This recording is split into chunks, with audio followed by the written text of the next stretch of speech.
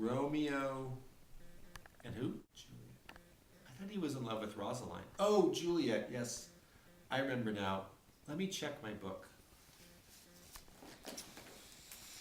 Let's see. No. Oh, here it is. Ah, yes. I remember. Two households, both alike in dignity. You know, that's not quite right. They were sort of at the same social status, but the Capulets had a little more money. But we'll say both alike in dignity. In fair Verona, oh yes, definitely in Verona, where they're saying, I used to work in Verona, but then they moved me to Mantua. Some problems with the communion wine. From ancient grudge break to new mutiny. Oh yeah, where civil blood makes civil hands unclean. Do you know they were always fighting in the streets? From forth the fatal loins of these two foes, a pair of star-crossed lovers take their life. They did take their lives, I believe. Bloody mess, if you ask me.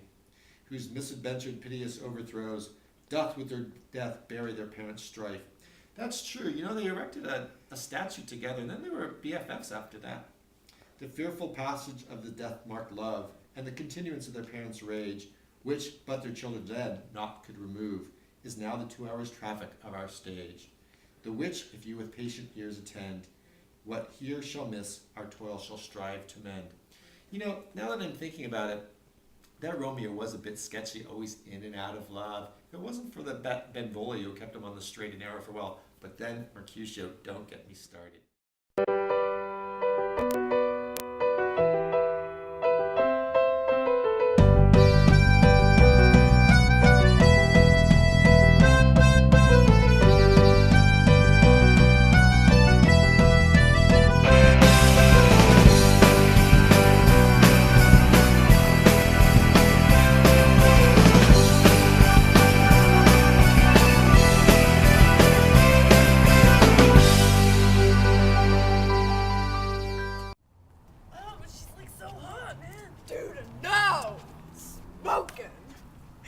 Totally. Oh, look. Oh, it is one of the House of Montagues. Oh, I'll bite my thumb at them, dude. It's a disgrace to them if they bear it. Do you bite your thumb at us, sir? No, sir. Yes, sir, I do bite my thumb, sir. Do you bite your thumb at us, sir?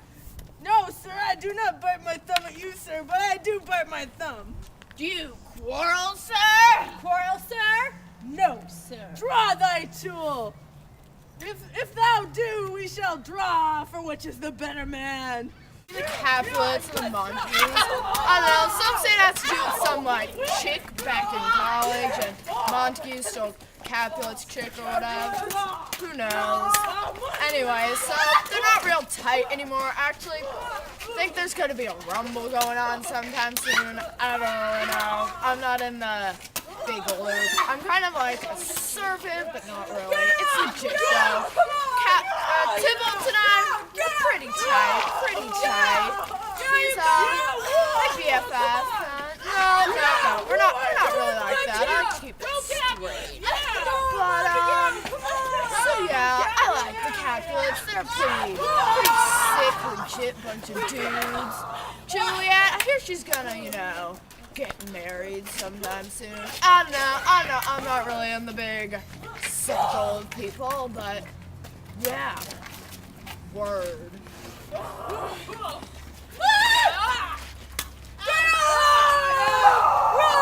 Romeo's a pansy!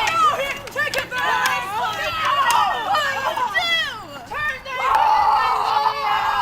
I do but keep the peace. Put down thy sword. Peace? Do you want to talk about peace? I hate the word. Just as I hate hell, all Montagues and thee!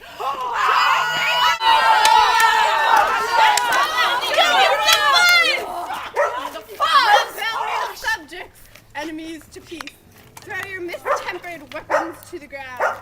You have thrice disturbed the quiet of our streets. You, Capulet, shall come along with me, and Montague, come you this afternoon, once more, on pain of death, depart. Word! Peace out. I don't care about them. Not at all. Just the riches. I like my riches. I have lots of riches. Many riches, in fact. So many riches. I probably have more riches than you have riches. I wish I had riches. I love my riches. I have a big stack of riches right near my bed. Sometimes I wake up in the morning and go, wow, I have lots of riches. I love saying that. It makes me happy inside. I don't care about them. I just care about my riches. Oh, you know, I really don't see why you want to marry her in the first place. She's not the brightest candle in the kitchen, if you know what I mean. I mean, she's kind of weird looking. I know she doesn't get that from me, but she's kind of weird, if you know what I mean. Anyway. Wait, what? What? Why are you talking that way? Why am I speaking what way? What? Okay. Sir, truthfully, Montague and I share the same penalty. 'Tis not hard, I think, for men so old as we to keep the peace. But Lord, what say you to my suit? By saying over what I said before, my child has not seen a change of 16 years. Let two more summers pass by, and we may think her ripe to bride. But, Speaking of ripe, though, do I smell pineapple? Younger than sheer happy mother's maid. Oh, come on. Jeez. And too soon marred are those mothers made. Woo her, gentle Paris, get her heart. If she agree within her scope of choice, lies my consent and fair according voice. This night I hold a feast, and one more most welcome to make my number more.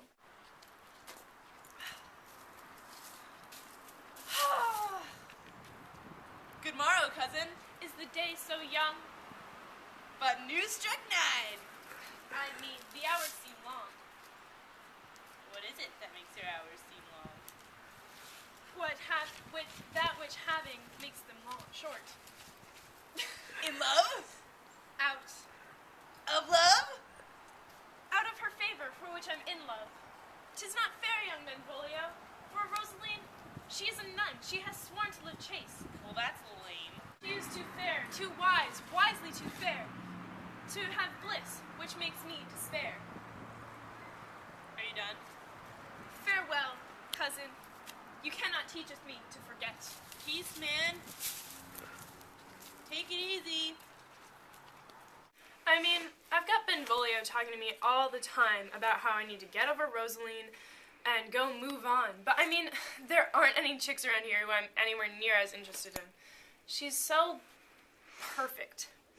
And it's just not fair, you know? Why does she have to go choose to be a nun? Her parents are probably forcing her into it, but I mean, their parents, her mom didn't live chaste, and yet she has to go be a nun. It honestly just doesn't make sense.